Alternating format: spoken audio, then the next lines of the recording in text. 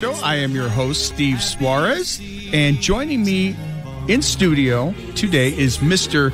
Bill Baker, the owner of Relentless Carpentry, thefloorforyou.com, and Surface Solutions in Mokena. How are you, Bill? Good. Thanks for having me. I got a question for you. Relentless Carpentry, Floor for You, Surface Solutions. Were you like sitting in a room with Steve Harvey and Ryan Seacrest, and they're like talking about how busy they were, and you're like, here, hold my beer? Yeah, pretty much. I mean, those two guys are the hardest working people I've ever seen. And then you got these guys going along. So right. That is awesome that you got all these, irons in the fire, so to speak. Mm-hmm. Now, I know Bill from I watched him start on a small company on social media, and it just grew up from there, pretty much, right, Bill? Right. Now, this whole show that I've had, just about all my guests have been small businesses that started out from similar aspects. Social media has really allowed people to take that dream to the next level and start their own business. Absolutely. And it did a lot for you. I mean, how did you get started? Yeah. It was about 2015 when I started getting into the Facebook groups. Mm-hmm. I discovered the group pages. It was like garage sales and buy and sell groups. And I was like, what am I going to do with this? Someone was like, just start sharing your pictures of your work, and people will start noticing. Right. So I joined some groups. Started sharing some projects of what was side jobs at the time, mm-hmm. And slowly started getting a following. People reaching out for little stuff because I was a little guy. It was just side stuff at the time, and I started out hanging pictures, building shelves, little stuff. I started doing like built-in cabinetry. Out of my grandparents' garage, because I didn't even have a garage at the time. So I was just cranking away and started sharing photos, and shelving turned into crown molding in the living room, which turned into more crown molding. It turned into bigger jobs, and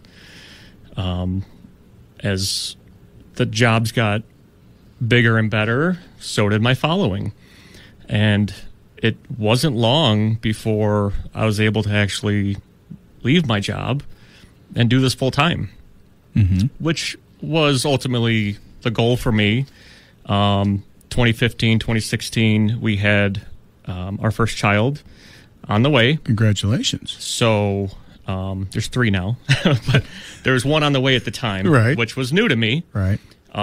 So that was really a driving force in why I had to get real serious about it, because I had more than just myself mm-hmm. to let down. I couldn't let this new family, if you will, right. I couldn't let them down. Kids do that. They change the game. They tend to be a motivating factor. That and a good, powerful force that is in your corner. Mm-hmm. With me, I've got my wife. Mm-hmm. I tell people, I say, you know what? I can do anything because I have a June. Because there's somebody that's there, that's motivating, that's guiding, that's basically when you have a business and you're working hard and you're doing something, it's going to hit you. Yeah, it's going to beat you down. There's that quote that I sent to my daughter when she was in college and things were going a little tough for her. And there's that quote from the last installment of Rocky that came out in 2006. Yeah. It says, life is going to beat you down. Life is nothing is going to hit harder than life. Yep. And it's no matter how hard you hit. I live by that one. Exactly. It's not how hard you can hit. It's how hard you can get hit and still keep coming and mm-hmm. still keep getting up.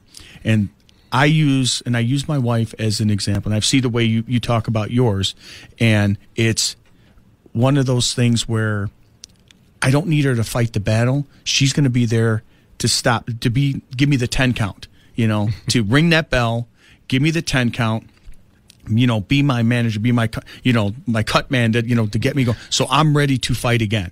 Right. And that's what you need. And I'm hopefully like that, to her when she goes through what she goes through. And that's what makes it. And I'm right. sure. And you got to have that support system. Exactly. Otherwise, this would have never happened. In 2016, when I decided to go full time at this, we were at a pivotal point. We had a baby, and we were in a 2-bedroom house. Mm-hmm. So now it was 3 of us, and we had a decision to make of either get into a bigger house mm-hmm.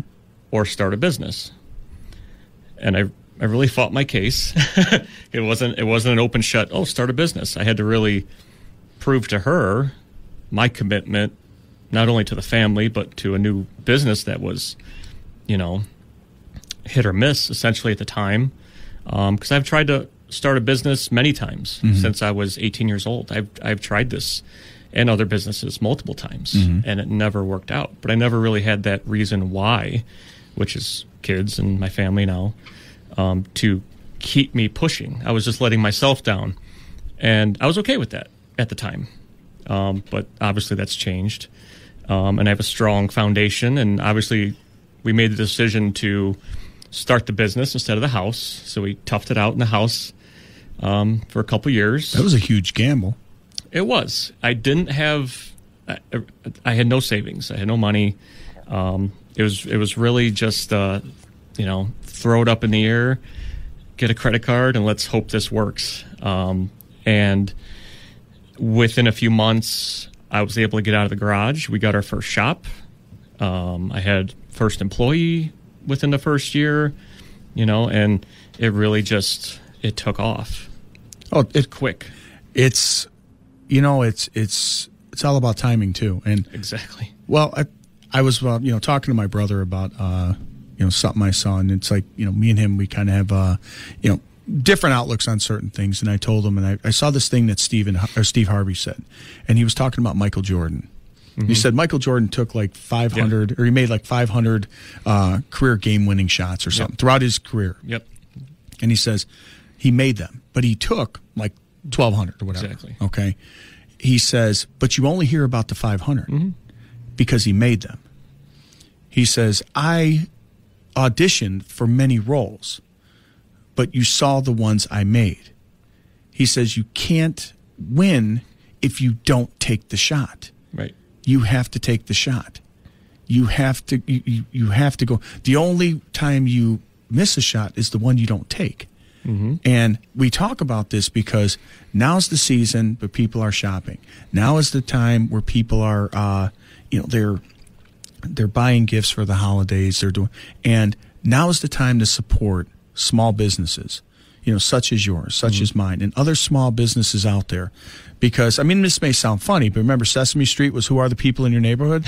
It sounds funny, but those are the people. It's you. You live in a neighborhood. I live in a neighborhood. I'm seeing my customers at the store. I'm seeing them at restaurants. I'm seeing them. And they like to see me at the restaurants, not in their house, because that means something's not broken. Yeah. But the reality is I had a lady, one of our. She's basically extended family now. She's one of our customers. We helped her build out her candy store. She had a ribbon cutting at her candy store in Aurora over the weekend. Miss Jana's Candy on Montgomery Road in Aurora. Check her out. She's phenomenal. Great candy. And she started this as she was making candy for peanut brittle for her mom. Ooh. And she was trying to just perfect it. And then as she did that, she started making a little bit more for her husband and his friends. And then it grew from that. She started her own candy kitchen. She's 70 years old. So it's, I want to do it. Exactly. I want to do this. And she is the most energetic, bubbly, and passionate person I've ever met. And she just makes you just want to, buy whatever she has because it is made with, you could feel what she made it with. You know what I mean? Mm-hmm. It really loves what she does. And it's that kind of business, like I said, like what you did. You started this up and you did it and you continued to build your name and build who it is. And and slowly but surely people caught on. Hey, that Bill guy's onto something. Yeah. Hey, he's onto something. And they saw your product and they liked it and they continued on. And that's the kind of thing that I try to do is I try to do the best of the best and try to be the best. Do I make it all the time? No. I fail miserably, but you know what? The one thing is where I fail, I make it right. Mm-hmm. And so that's when I make a mistake, I make it right. I own it, I make it right, and I move on. That's why I have the warranties and I have what I have, because I don't want your money, I want your business. Money is just one time. Your business is long term. It's a relationship, it's a commitment. And I believe a lot of smaller businesses out there, I believe they have that same attitude. And I mean, like I said, that's why I like having this show, because the show got me this. I mean, social media, pretty much what you used to start yours, this is how this was born. Me doing the radio was I would give a lot of advice and assistance on the air and on social media and help out people. I'm like, well, let me do it here. I can give some people some independent advice, which is how I do on social media. I don't throw my company name out there. I say, try this, do this, do this. Make sure you get a licensed person. Make sure all these little things help you, protect you, are steps you can take to prevent headaches and frustration down the line. Yeah. And the people that are all for it, love me for it, they love it. The people that don't like that and want to stay in the shadows, they don't like me. Yeah. And you know what? I'm okay with that. So, right. But, just doing what you do. Like I said, you started Relentless Carpentry, and, and again, you had the backing. You had the people that do it. And now, when you say I think of carpentry. I think of when I was younger, I'd watch This Old House. And I remember my dad telling me, he goes, that guy, Norm, he goes... He was the smart one. Well, he says, you couldn't pay that guy. You couldn't afford him. Yep. I'm like, what do you mean? He's a carpenter. Yeah, he's just a carpenter, And I'm like, I'm an idiot at that time. I was a kid. He says, the work that man does to build and create what he has, it would cost, because it's almost artistic at this point. He's not going to the store and buying this pre-cut, prefab molding. He's making it. Yeah. Like they did, back in the day. Mm-hmm. So to do that kind of work. So that's kind of a lost art as far as that. Now, could you build that kind of stuff? If I tried hard enough and had the right equipment, probably. But are people wanting that? Is the demand for that? I guess that would probably be the best thing. Not from us, necessarily. We don't get much of a demand for things like that. We've done some things in the past, building a custom table or custom things. We've really gotten out of that, though, just for lack of shop machinery and all the, everything that goes into building and fabricating things like that. Right. And the demand isn't really high? It's hit or miss. It's not efficient for us to offer those services. Okay. So we stick to more of, in your home, finished carpentry, okay, cabinetry, things like that. It's tough because it's something that we started on. I started building things, getting my name out there. Right. Unfortunately, I'm not doing the building anymore, and we don't have a dedicated shop person or machinery to really dedicate to that. So it wasn't really efficient for us to continue that model. So we've had mixed reactions on it, but we have another company we work with that we could refer strongly for things like that. So at least we have that stuff. Yeah, we have an option for people. Not a problem. What we're going to do is we're going to take a quick break, but when we come back, we're going to come back to, I want to ask you about some other projects that you do, some of the most popular ones that you've encountered over your time in business. Well, I'm just going to, and then Surface Solutions. You got so much behind you. It's like, Esquire, you know what I mean? I'm working on that. Exactly. So before the break, we were talking about some of the projects that what are some of the popular projects that you guys are doing? So right now we've been doing several Coffered Ceilings. which Hold on, Coffered Ceilings. yeah, What exactly are they? I know. After I said that, I'm like, how do I explain this? Think of it, if you will, recessed boxes on a ceiling. I almost want to reference like courthouse. Like it's kind of like a courthouse feel. Maybe. Okay, I know what you're talking Very about. decorative. Recessed boxes with crown molding and all that. We've been doing a lot of those lately. That's been very popular. And then, of course, as we do them, we share pictures of them on social media. We start to get more inquiries for that kind of stuff. So that's been a popular thing right now. We've been doing a lot of cabinetry and kitchen remodels throughout the year. That's been a big focus for us in 2021 with the pandemic and everything, even though there's been lead time issues with the product. It comes in when they say it's going to come in, even though it's about a 12 to 15 week wait time. Okay. But that, yeah, just... Now, that type of ceiling, it's kind of like replacing what they used to have with their... that they used to do with the... what were they called? Like... what you're doing with wood now and the decorative ceilings is what some of the older builders would do it with drywall. With drywall, like a tray ceiling. Yes, something like that. That's what I was thinking of. So this is kind of... So you're basically almost taking an old school feel, like a lot of older houses would have that, and you're doing something like that and bringing in more of a modern spin on it. Yeah, it's really cool. It's very dimensional. It's unique. It's unique. The most common question is, are my ceilings tall enough to do something like this? And the answer is yes, because there's different size moldings and boxes we can create. If you have an 8-foot ceiling, I'm not going to give you a 12-inch box. It's going to shorten the ceiling down to 7 feet. We'll build it accordingly, as shallow or deep as your ceiling allows. We're doing a couple 2-story, 20 feet up in the air, coffered ceilings right now, and we're using bigger boxes because of it. And it adds depth to the ceiling as well. Yeah. So it's very cool. So they'll be able to, after the show, obviously people are going to want to know what those are. They're going to be able to go on your Facebook page. You and can be check able to out our Facebook page. There's a couple of recent posts last week. There'll be some more coming up. We're started another one today. Give us a like and a follow on our Facebook page, and you'll see some of those pictures, like I said, last week, and more upcoming.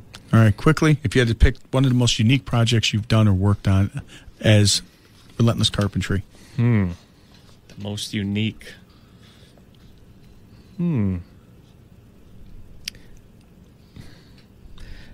Recently is the one that we posted last week, Coffered Ceiling from last week. It's a unique ceiling layout, and we tied in a 2-story mantle on a angled wall that ties into the coffered ceiling, and then it overlooks a 2nd-story hallway, so it lines up with the railing. It's just a very unique design and layout.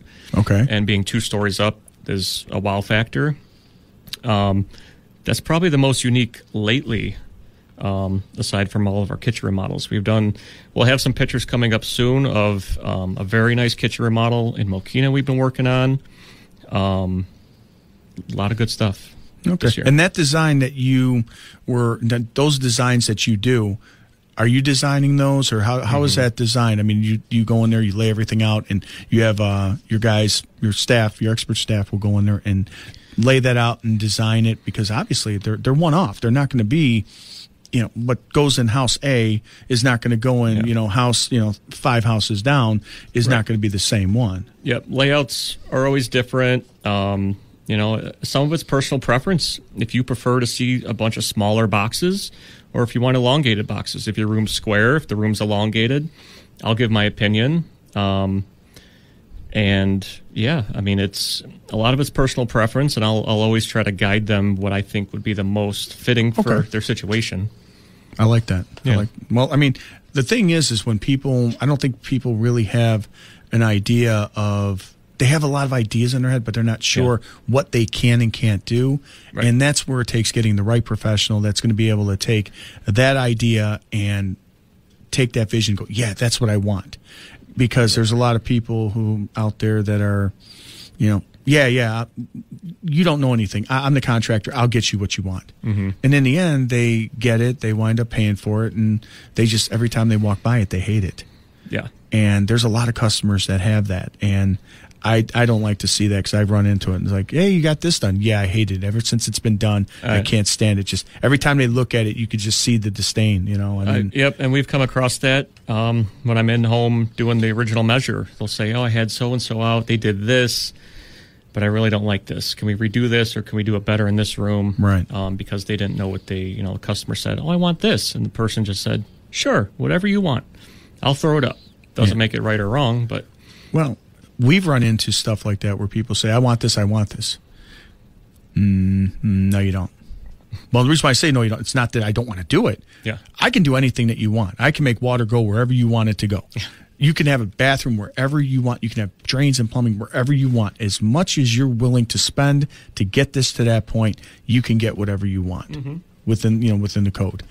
But the thing is there's certain products out there that what you want, this product isn't going to give you.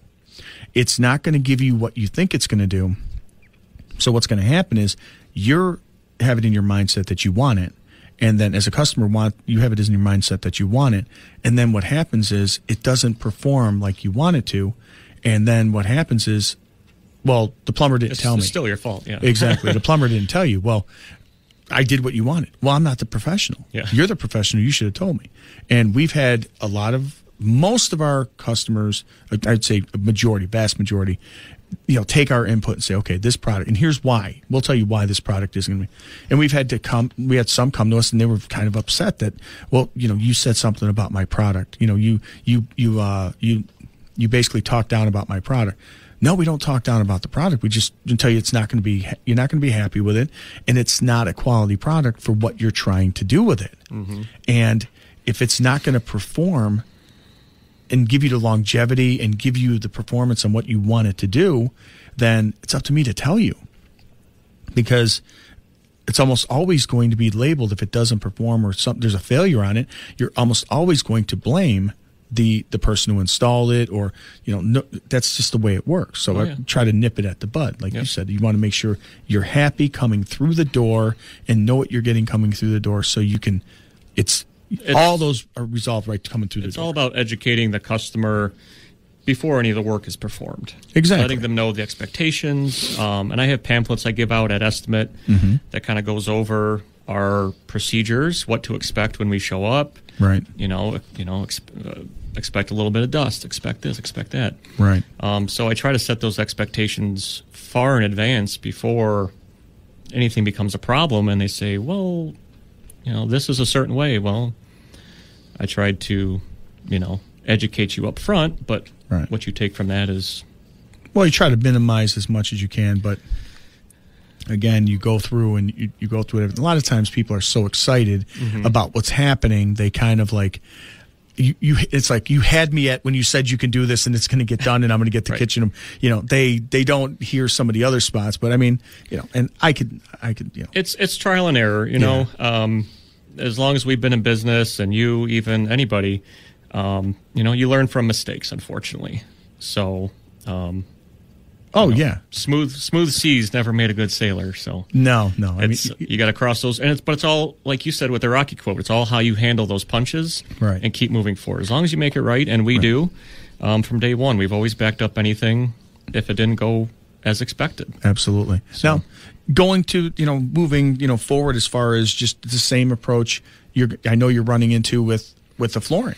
I mean, because you're doing the kitchen renovation, and that leads to the other businesses that you got in your because we've had Matt on with your partner with Floor for You. He's been on the show many of times talking about flooring, and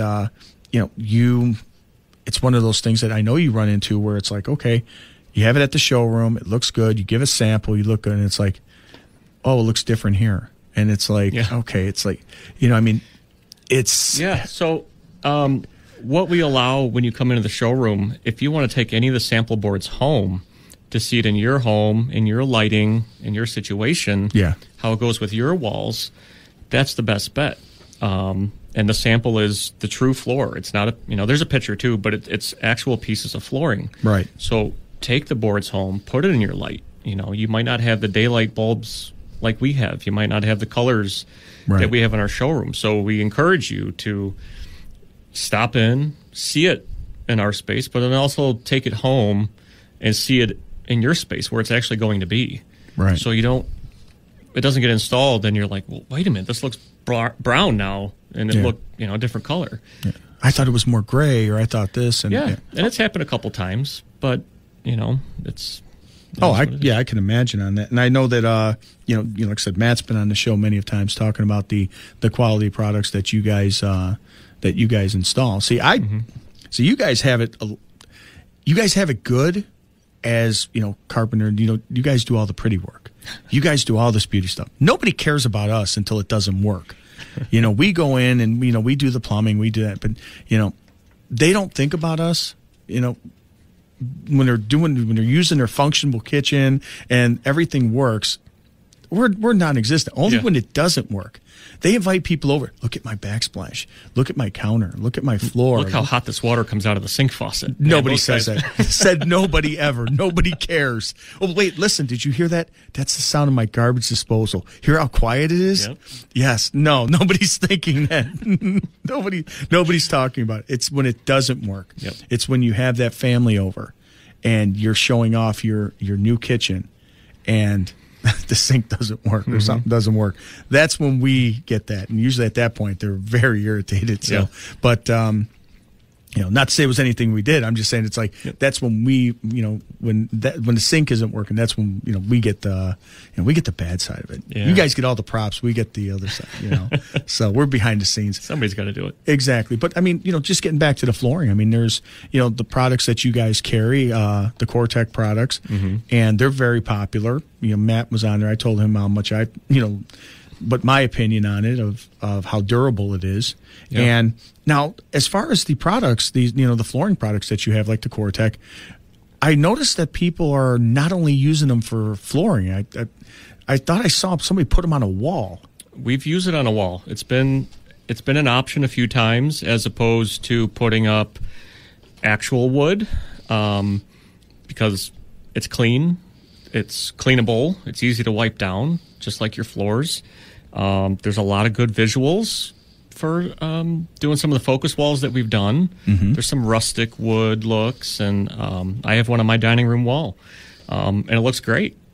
Okay, it's a good alternative to wood, not from like a cost perspective, but just an overall maintenance and appearance. It's going to hold up. You don't need to refinish it. You don't ever need to put another clear coat on it, or just wipe it down like when you wash your floors. Now, when you say like a focus wall or kind of like an accent wall, where have these been more popular? I mean, where have people been using them at? Like what rooms? Yeah, like what rooms, or any specific, just to give listeners some ideas of, okay, hey, or what's this focus wall? What kind of ideas? So there's a couple that we've done. Like I said, I have it on my dining room wall, just one full floor to ceiling wall. That done. We've done it on living room walls, like behind the entertainment center.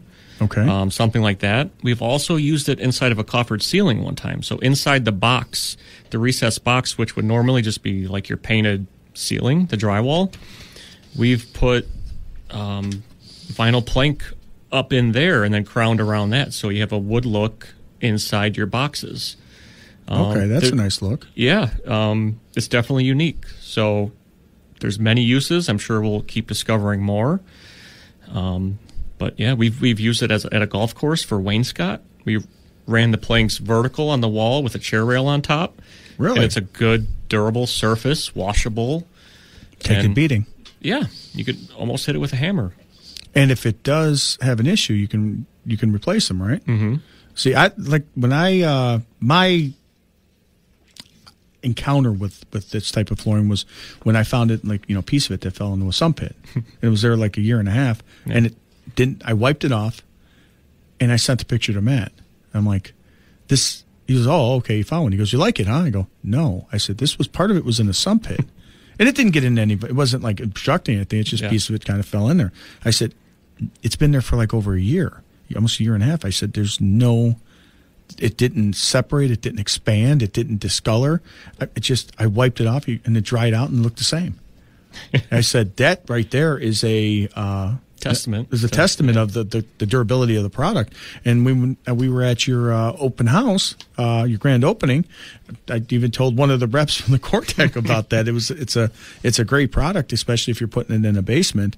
You know, to handle that kind of it's durable. Yeah. So I mean hands down, I would recommend that for a basement application. Yeah. So now you guys are. You said you do remodels. You're doing kitchen remodels. Yeah. You're doing now. What extent does what that you guys do as far as Relentless Carpentry? So we focus on kitchen remodels. Okay. We're not doing additions, room additions, things like that. We focus on the kitchen.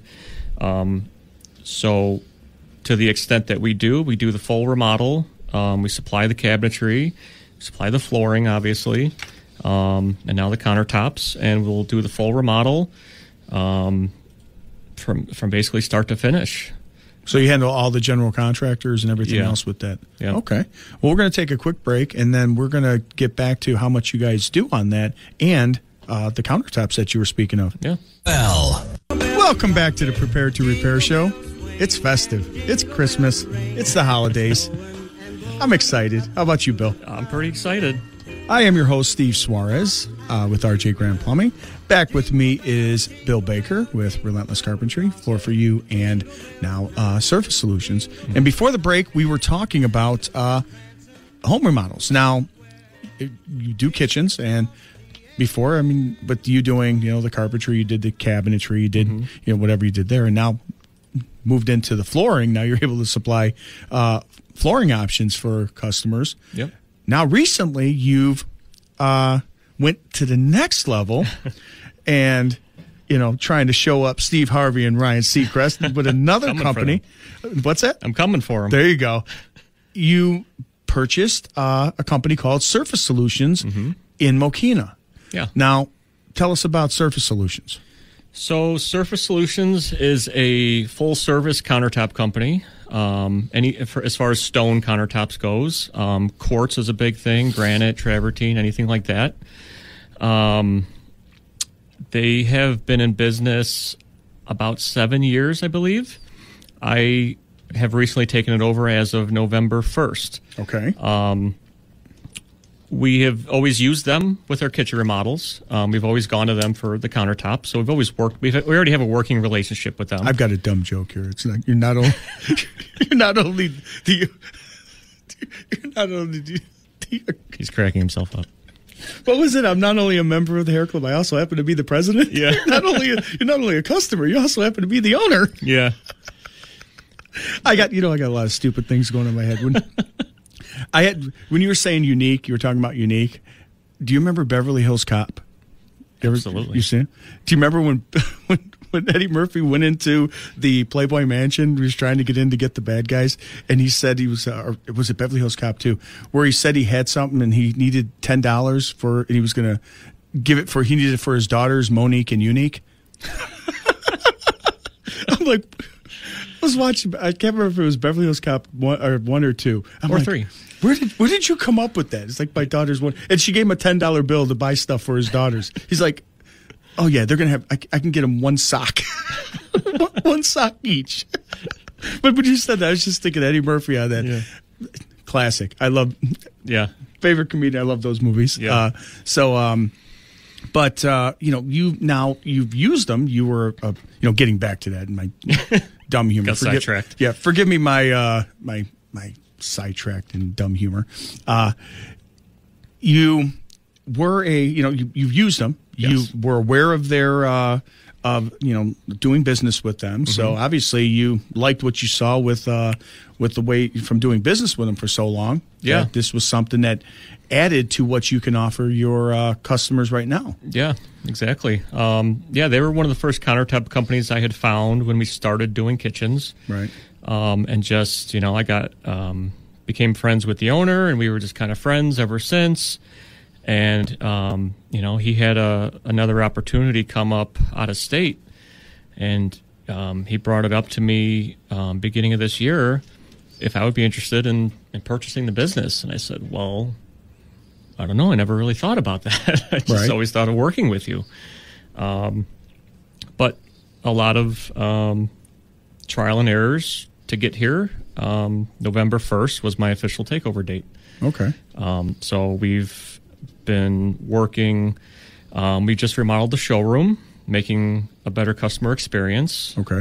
Just making a lot of changes for the good to enhance the customer experience for what, to set to my standards, how we like to do it at Relentless and the floor for you. Well, if it's anything like that that showroom, it's very easy to navigate, walk through, find, see all the samples, and it's a very customer friendly experience, and you can see everything. So if it's anything like that, I'm sure it's going to be, and that's very important for me. Through everything is the customer experience. How would I want this place to look or feel for me to make a purchase? You know? And I have high expectations. So if it's not above and beyond, then it's not for me. So everything we're doing is going above and beyond to enhance the customer experience from the beginning. Okay. And just make it overall enjoyable for everyone, the customers and employees alike. So, well, that's what I try to do is, as far as on our end, I run my business like a customer. That's what I do.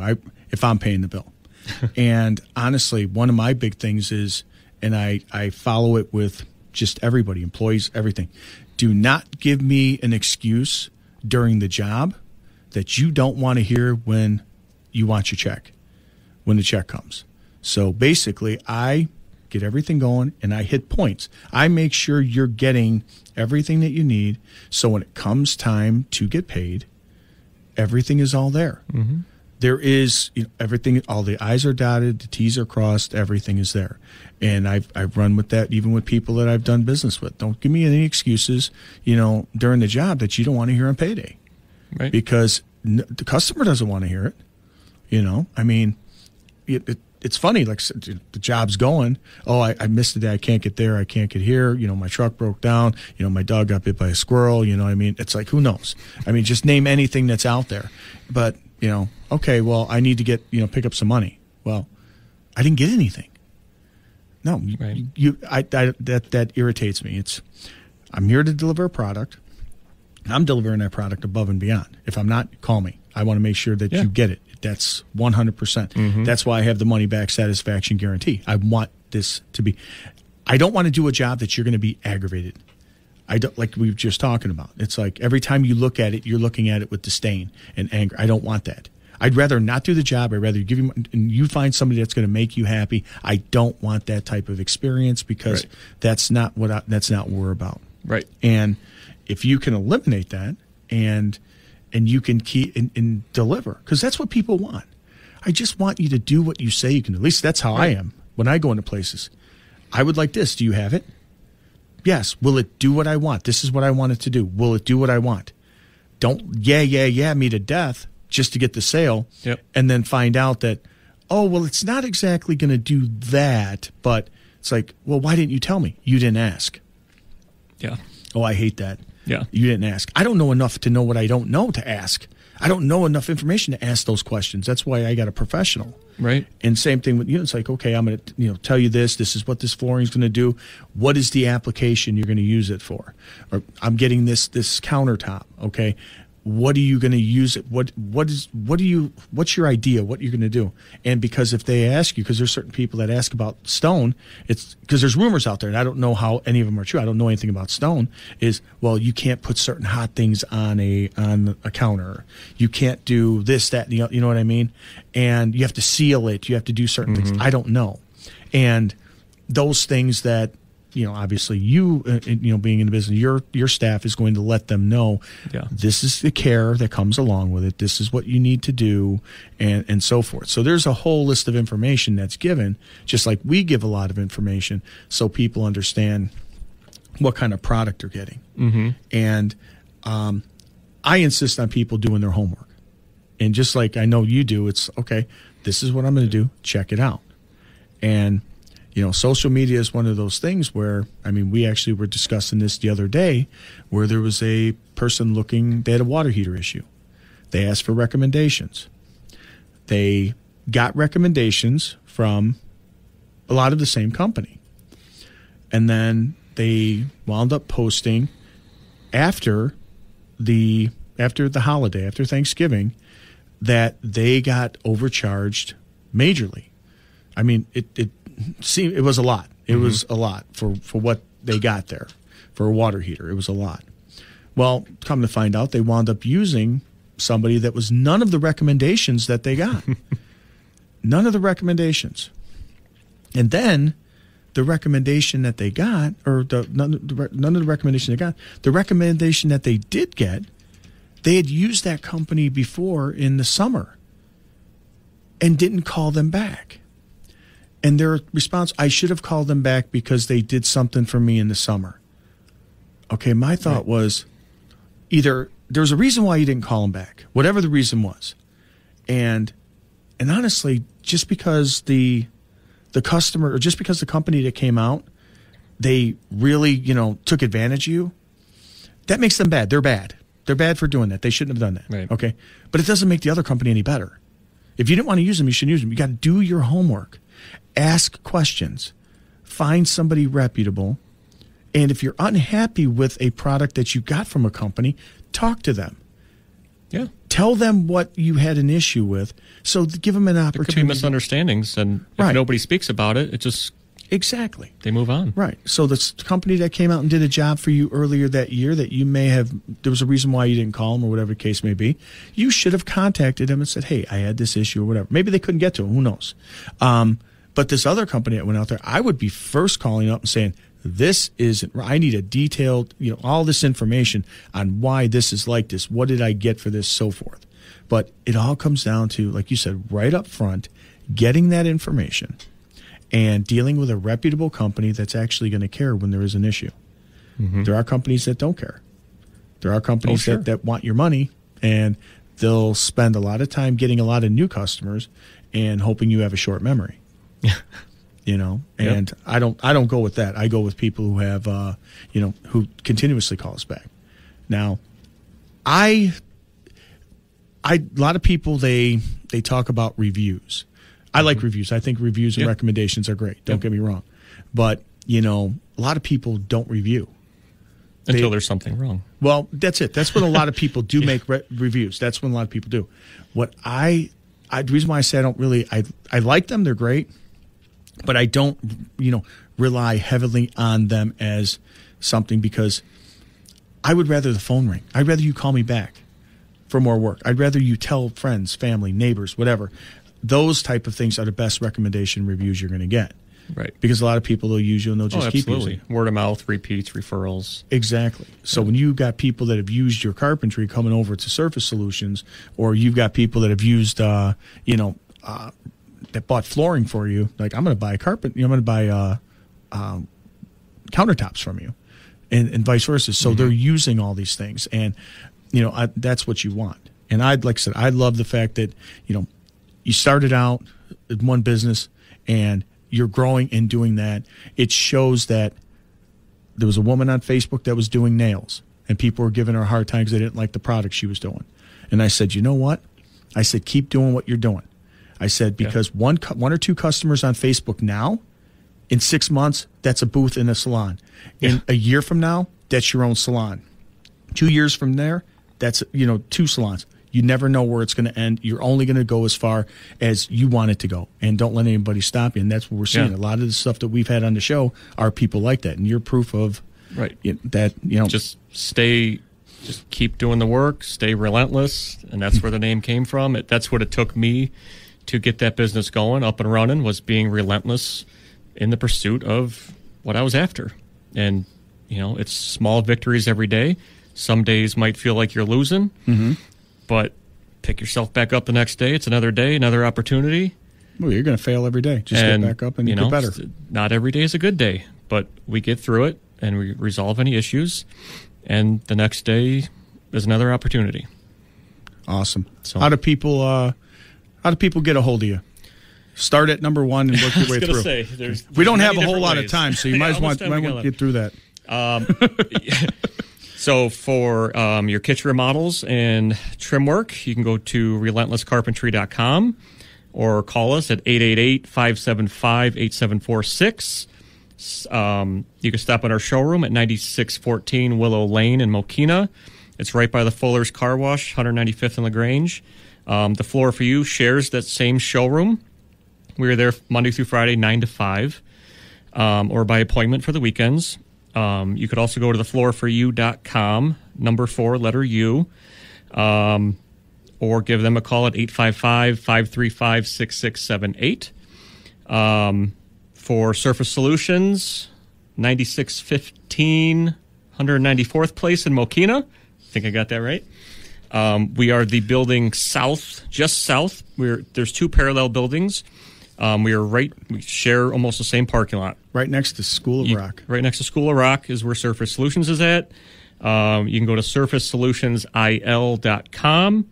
The website is currently getting redone as well, but there is still a website. Or stop in. We're open 6 days a week, Monday through Friday, 9 to 5. Thursdays, we're open till 7. Saturday is 9 to 3. Stop in, see Eric or Debbie. Maybe You're I'll be working through there. all these, man. This is the new one. This is the new baby. So I appreciate you being on the show. Thank you.